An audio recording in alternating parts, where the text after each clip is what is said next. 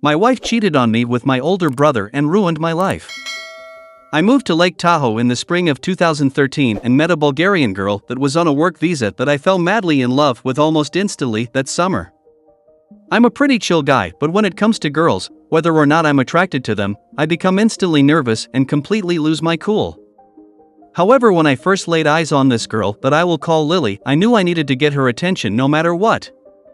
The first couple of weeks was awkward trying to slip her my number and just waiting around for her to call me. I almost completely given up on her and was actually on a date with a Japanese girl when she sent me a text asking if I wanted to hang out. I'm ashamed to admit it, but I pretty much ditched the Asian chick and drove straight to Lily's apartment to pick her up. One thing led to another and we became, as some would call it, cool for the summer because we knew she would be going back to Bulgaria after the summer was over. We were like best friends that pretty agreed and liked everything the other did. We would go out to the bars and people would ask if we were dating and would kinda blankly stare at each other and just shrug because we really didn't know either. We would talk about it, but we didn't think the label would make the short time we had together any easier. Flash forward to a few months later and my mom, who lives in Idaho, told me how depressed she was feeling. I told Lily that I wanted to drive right after work to go see her on my weekend and be back in time for my next shift. She wanted to come with me and I thought, hell yes, a road trip with this amazing girl is something that I will remember forever. Long story short, we get there and my mom and her are hitting it off nicely. Now it's time to leave. As we are getting to hop in the Jeep, my mom comes out, grabs my arm and says to me, "You need to marry this girl." I was shocked that my mom would say that because she has never really supported any of my past relationships, and now she is telling me to tie the knot with a girl she only met that weekend. On the 8-hour drive back, we first let what my mom said sink in. We played around with the idea, and before long we were so excited to get married we almost detoured to Vegas and got married that day. But we thought better of it because she wanted to go back to Europe to finish school, and we found out through other people that for some reason it takes longer to get someone a visa if they are already married as opposed to being engaged. Flash forward again to October and she is back in Bulgaria and I moved back to Idaho and we are doing everything we can to get her back. With all the thousands of dollars we raised, legal documents we filled out, and court hearings, it took little over a year to get her back. The whole time we are falling asleep with each other over Skype and we just couldn't wait. Well, finally we get her down and I drove all the way to San Fran to pick her up because Boise doesn't have an international airport, and with the layovers she would have spent the night at the airport. I am summing up the backstory so the readers really get how betrayed I was. November 9th, 2014 we married. I'm not exaggerating when I say when I was looking into her eyes it was the most magical moment of my life. I was not expecting that at all because the wedding was so small and low-key. It was just my mom, my little brother and his girlfriend. Months later her and I were going through depression.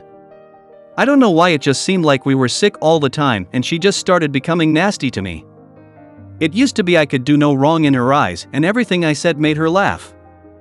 Now anything I said or did just annoyed her. But I was so in love with her I just let her step all over me. She never did anything for herself, no cooking, didn't drive.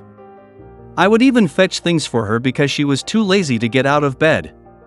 More time went on, I started noticing a trend. I would share everything with her and she would literally write her name on things that she wanted exclusively to herself. Food, shampoo, laundry basket, etc.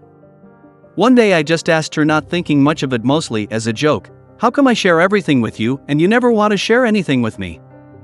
She told me I only did that to throw it in her face. Guys, I have never raised my voice at her before, but what she said pissed me off so bad I got up and kinda shoved her, thinking about all the things I do for her on the daily without even asking for a thank you. She looked at me and just said nice. Before I left work I apologized for putting my hands on her. I said it was very wrong of me. However, fuck you Lily if that's what you really think. And from that day to the day I found out she was cheating on me, always had a small amount of resentment for her in the back of my heart that just turned my heart toxic after a while. Now, for the nitty-gritty part of the story I'm sure you are more interested in. My older brother, who was this self-proclaimed Christian who at the time was very family-oriented, and that would constantly guilt-trip me and my little brother for not doing the things with the family that he felt we should be doing. This guy is Mr. Holy, yet the dude is clearly a sex addict. When I was a little kid, he would always shove porn magazines in my face, and when I got my first smartphone, he couldn't wait to tell what the best porn sites were. First clue, he has mistreated me my entire life. Physical and psychological torture was his method. The older he got, the more that went away, but his gigantic ego remained the same, if not grown bigger. So sometimes in the comfort of my own home I would have negative things to say about him. Lily always seemed to be the one to jump to his defense anytime I said those things. Second clue. Every family gathering, like for the holidays, birthday, or the anniversaries of my father's death, it was always about sex with him. Sex jokes, sex memes, and old movies that talk about sex. All the music he listens to, sex, sex, sex. For Christmas one year he gave my wife a copy of the book 50 Shades of Grey. Third clue. As I mentioned before, Lily is from Eastern Europe and her customs were just weird. She kissed guys on the lips in front of me, so I figured, hey, I think it's weird, but clearly she comes from a culture that's very touchy-feely, whatever. Well, I couldn't help but notice later on she was very touchy-feely with my older brother, to the point my mom came to me in tears and told me she feared that my brother and her were messing around. My little brother's girlfriend even came up to me with anger in her eyes, saying she thinks that she kissed my older brother at my mom's house. I pretty much got pissed at my mom and my little brother's girlfriend for even suggesting something like that would be going on. I'm like, first of all, I want you guys talking about my fucking wife like this, and second, Ryan is my brother, he would tell me if she was trying to do anything. I mean, after all, he is self-righteous Christian that cares about the family, seemingly too much sometimes. I almost brought it up to Lily, everything that people been telling me, but I thought better of it because I didn't want to hurt her feelings about how my family was feeling about her. But I started picking up on subtle signs. We were getting along fine, never fought, but the sex just became a trickle. And when I would get in bed, if I even grazed her, she would retract and recoil, obviously, so she wouldn't touch me. So I started getting suspicious then. The day I found out me and her are in a great mood with each other, actually, which I think made her let down her guard. We were watching Good Mythical Morning on YouTube and she was putting product in her hair that made her pause the video to go wash it out, and she said she'd be right back. Well, finally, she left her phone unattended. I'm thinking of myself, I can finally put my mind at rest to see that nothing bad is going on. I could allow flirting because we're all human. But what I saw at me so shocked and perplexed that I couldn't believe what I was reading. This is my first Reddit post, so I'll try to have the text linked somehow. At one point while reading I became so mad I couldn't see straight and reading almost became impossible. I calmly walked in the bathroom and asked her what her relationship with Ryan was, and I could see the silhouette of her head through the shower curtain lower down in shame. It was at that moment my life became a literal nightmare. I was so numb after the initial shock I didn't say anything to her, but wow, drove out into the middle of the desert, sat and stared at the mountains till the sun went down. I would say I feel asleep out there, but sleep is a huge overstatement. I slept on the floor for weeks after. In hindsight, I should have made that bitch slept on the floor, but it goes to show you how much of a soft spot I had for Lily. And unfortunately still do, though I do not love her anymore. One day I was so angry when I came home from work and saw she was peacefully sleeping in the bed that I almost jumped on top of her and started pounding her face in with my fist. It was one of the scariest moments of my life because it literally felt like I was being possessed by a demon. I locked myself in the bathroom and cried the hardest I ever had since finding out. The older I've gotten, the more sensitive to smoking weed I've become. It really gives me bad anxiety if I smoke too much. But this night I needed to smoke bowl after bowl after bowl to put my ass down on the ground to keep from hurting her. I have always been a very intuitive person, and how high I was just exploring the recesses of my mind. And I was getting so angry thinking about always just happened to me after all we've been through to get her here.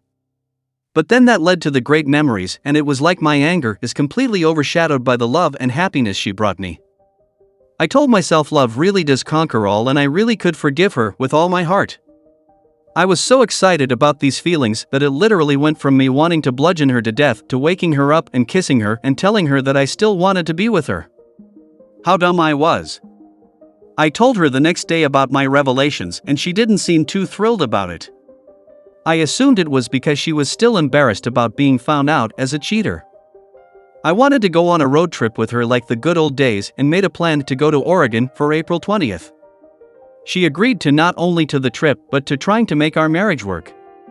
Well, the whole trip up there she was acting very distant. I tried rubbing her leg like I used to and I could feel how tense she was. And just like clockwork she started treating me like trash again. The only time she was nice is when we were in the dispensaries and she was excited for all the weed she was buying. Well, anyways, on the way back we were stopped on the border by the Idaho State Police with well over misdemeanor amounts of weed. Long story short, I told the officer the truth from the very start, and instead of charging me with a felony and arresting me, he just charged me with a couple misdemeanors. I remember turning to Lily, said, "No matter what happens, I'm just glad I'm going through this with you." I was expecting something like out of the movies where she turns to me, that the sun gleaming in her eyes, to let me know if she felt the same way. What I got was, "Yeah, I guess." That moment I knew no matter what I did it will never work between us again. Driving back I was so distraught and Lily was just floating on cloud 9. When I got home I fell deep into a depression.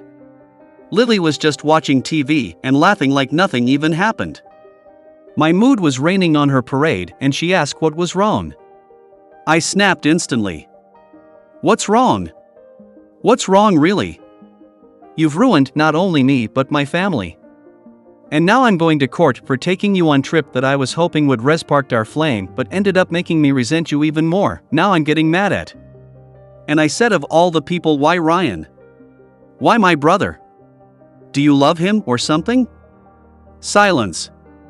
I turned her and asked once more, "Do you love him?" She just looked down and quietly said yes. I punched through my glass cabinet door and cut myself pretty bad. I then quietly said, "You might want to get out. It's about to get ugly." And as she was leaving I screamed, "Don't come back unless you are grabbing your shit to get the fuck out." She left. I duct taped paper towels to arm to slow the bleeding, which only did so much. I took my ass to Walmart, blood dripping and all, bought some bandages, huge black trash bags, and a giant Canbro container to put all her shit in. I'm sure the people in Walmart looking at me like I was crazy, but I was in such a daze, I had this foggy tunnel vision and didn't really care about anything or anyone. I got home, put on a few records, and started packing her shit. I labeled the bags socks, shirts, miscellaneous, using the only copies of photos from our wedding. She came and got it the next day, and I've only talked to her maybe twice since then. Only because we still had to go to court for the weed charges. And every time it would destroy me. Do you want a really fucked up part? I can't even look at past family photos with her in it because literally it's her and Ryan next to each other in every photo. Not only that, but I just can't look at past photos in general because Ryan is in more than half of them. So this is like over 25 years of things I now need to forget. And on top of all that, I got a new laptop to start over fresh so I didn't have to see pictures or videos of her, and when I went to go export the pictures from my phone, somehow I got pictures from my older brother's phone. I happened to see the thumbnails and I was like, this looks like pornography. Upon closer inspection I saw it was photos of Lily. I begged to God to be pictures that I forgot about taking. When I clicked on them I saw the room did not look familiar, and to be frank my dick doesn't look that weird. And there was dozens of photos of my brother and my wife that would make Hugh Hefner blush. That was in April 2017. I've been fucked up ever since. I tried the one night stands like my younger days to fill the void only got bigger and bigger every time.